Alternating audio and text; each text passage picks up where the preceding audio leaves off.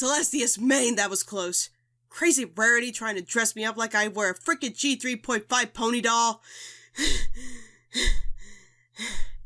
Huh.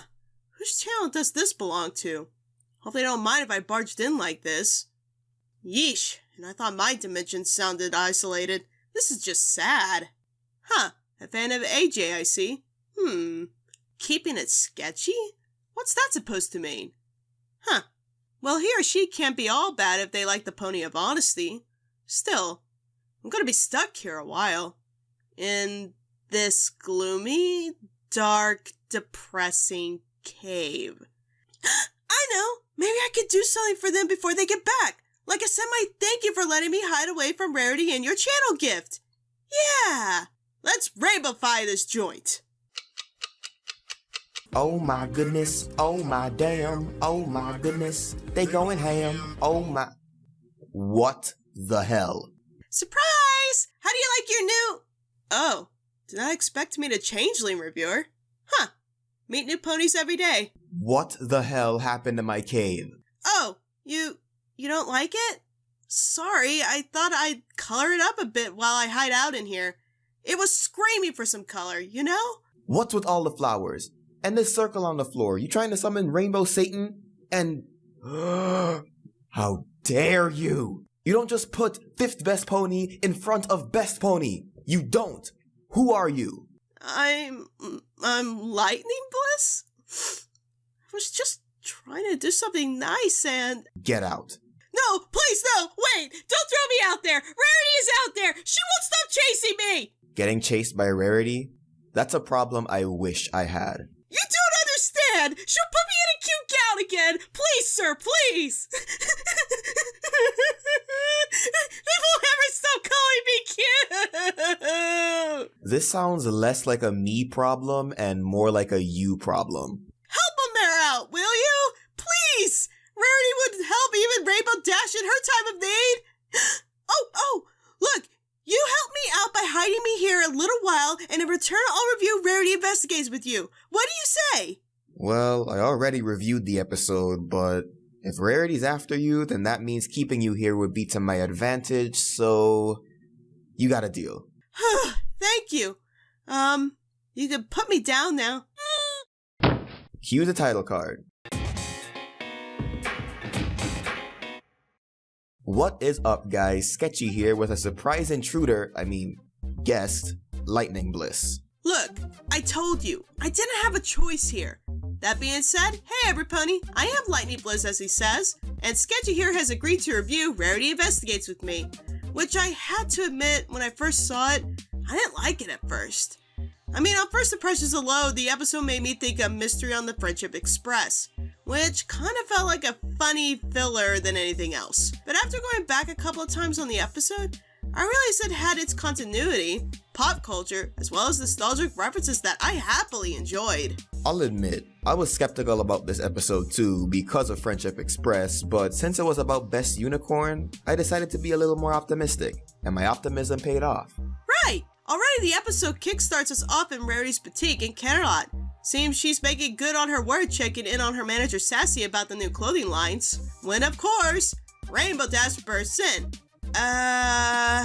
When was the last time we had an episode of Rarity with Rainbow Dash together? Well, there was that one time with Trenderhoof. Wait, no, that was Rarity and AJ. Damn. Since season 1? Since Sonic Rainboom! Can you believe it? Oh my Celestia, wow! Please get off of me. Sorry? So apparently Rainbow Dash, after casually knocking everything down like a stack of cards, informs Rarity that she's attending a Wonderbolt show as runner-up in case one of the team members is unable to perform. Nice to see the continuity carrying on with Rainbow Dash being involved with the Wonderbolts, what with Testing 123 and Rainbow Falls. No. You, shoo, get out. We don't need that in here. Out. Yeah. Anyways, one would hope she is still continuing her dream, but apparently there is a special dinner before the event going on, and she's inviting Rarity to join in on the festivities. Rarity being all too happy to attend before showing off her new line that was inspired by Shadow Spade the Investigator. Sorry, but already I know where this is going. Oh well, onward with the show! That night, Dash and Rarity attend a dinner at Canterlot Castle where they meet obvious villain plot device Wind Rider, a retired Wonderbolt. After a short fangasm from Dash, Spitfire chimes in, telling Wind Rider about Dash's talent for flying, even mentioning that she could possibly beat his long-distance flying record, after which Wind Rider very conspicuously excuses himself.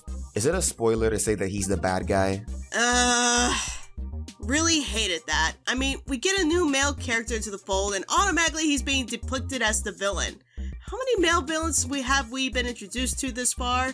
Sombra, Flim and Flam, Savon Gallop? What next? Come on, I know the show is about showing that females can be strong and independent, but I'm starting to get a sense that this is going to be at the expense of the male characters. Wind Rider has a nice design and concept, and there's more he could provide in the episode, but nope. He's automatically declared villain just by behavior alone.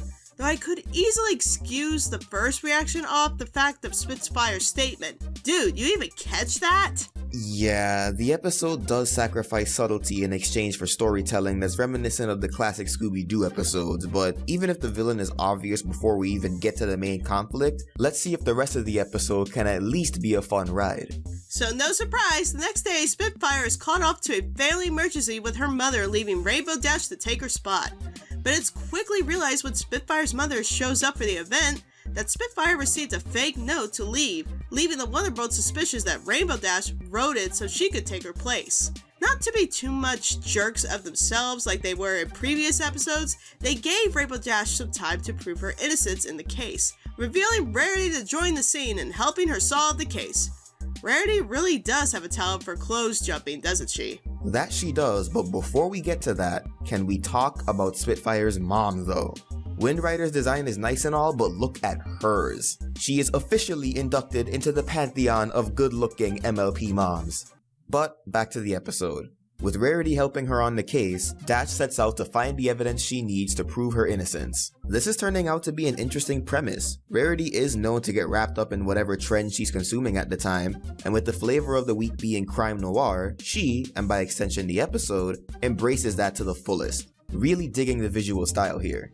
Oh yes, the style gives off the old glory days of investigations. The monotone color, the narration inside the head, clever mixed with Rainbow Dash forcing Rarity back into reality. Classy. But what really ties the episode in for me is the fact Rarity is capable of pulling off this investigation. Normally I would complain that a professional private eye should have been hired for this situation, but with time short and I'm sure money not being on hoof, I have full confidence in Rarity's abilities. With the fact she had a great eye for detail. She doesn't let us down from evidence of snipped hair to royal guards being distracted by cakes. Rarity was hot on the trail the whole time. Very impressed. Unfortunately, as the investigation goes on, the first clue they find only makes Rainbow Dash look even more guilty, and when they ask the guards what happened the night Spitfire received her note, Rarity employs some interesting interrogation methods. Oh my, damn, how long till Rarity gets here again? Huh? She's not supposed to come in here, dude! You sure? I mean, can't she come through for a hot minute? Like... No! You know what your problem is?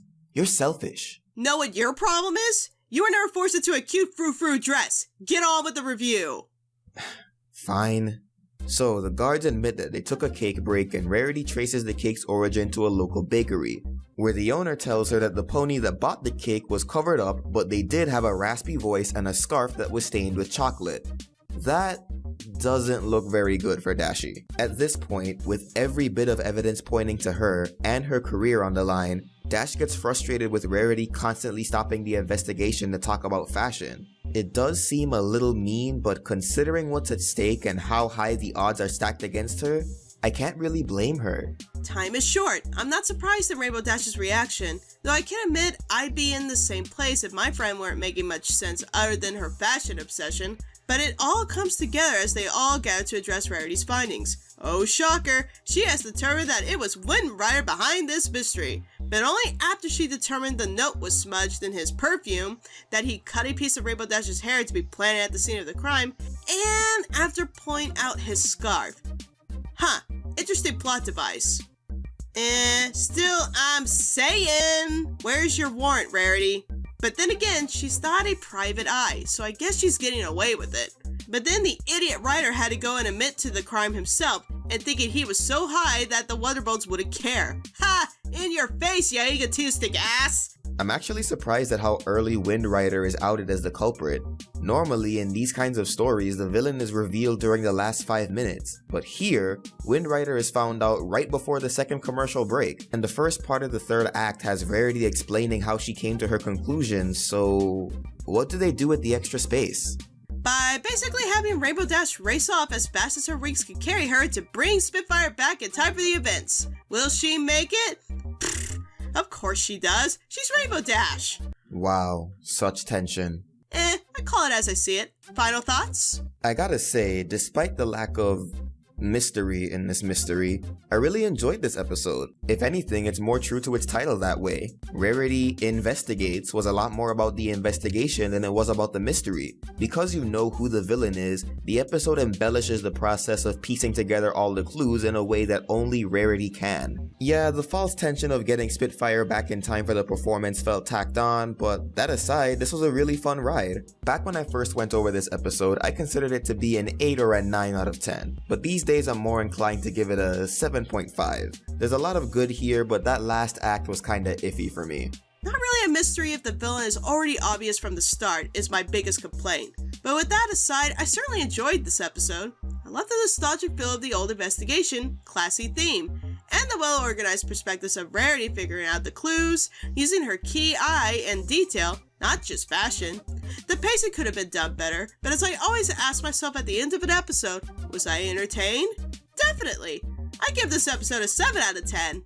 Whew! That's given me enough time for Rarity to move on, I think. Maybe now I can head back to my channel. Not before you clean up this mess. Says the guy that had a pile of comics on the floor when I got here. That's not just any pile, that's an organized pile. Uh-huh. Besides, this isn't a mess. This is art. Your cave needed some color. Well, art is subjective, and I choose not to be subjected to yours, so here's a broom, here's a mop, and some trash bags. You can't make me clean this up. I guess I can't. Okay then. I'm sure Rarity would love to know where her favorite rainbow alicorn is hiding out. Fine. Good. Well, that's it for today, everybody. Be sure to swarm Lightning Bliss's channel and show her some love. Until next time, keep it sketchy, folks. And keep an eye out for those rainbows. They will make you smile. Get back to work.